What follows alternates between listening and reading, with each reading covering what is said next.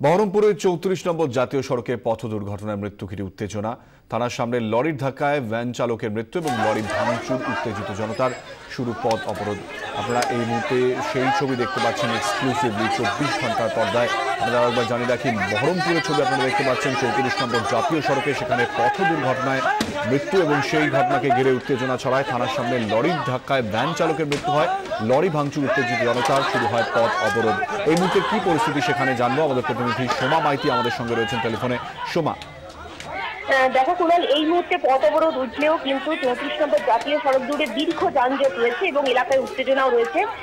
দুর্ঘটনাটি ঘটে সকাল 10:30 নাগাদ। অভিযোগ যেটা প্রত্যেক দিনের ঘটনা, মুর্শিদাবাদের বহরমপুর শহরে ঢোকার আগে যে 34 নম্বর জাতীয় সড়ক, সেখানে দীর্ঘ যানজটে পড়তে হয় এলাকার মানুষদের এবং দুর্ঘটনা একেবারে নিত্য সঙ্গী হয়ে দাঁড়িয়েছে। এবং পুলিশের স্থানীয় মানুষজনের যেটা অভিযোগ, যে পুলিশ সেখানে দাঁড়িয়ে টাকা তোলার কাজটা যেভাবে করে, সেই কারণে কিন্তু এখানে এত দীর্ঘ যানজট তৈরি হয়।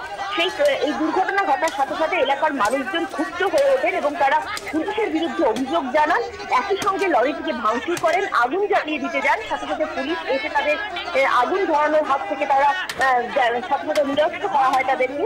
এই এলাকায় ব্যাপক পরিমাণে উত্তেজনা রয়েছে। তবে স্থানীয় মানুষজনকে পুলিশ এই মুহূর্তে সরিয়ে দেওয়ার কাজ করছে এবং যানজট মুক্ত করার চেষ্টা করা হচ্ছে।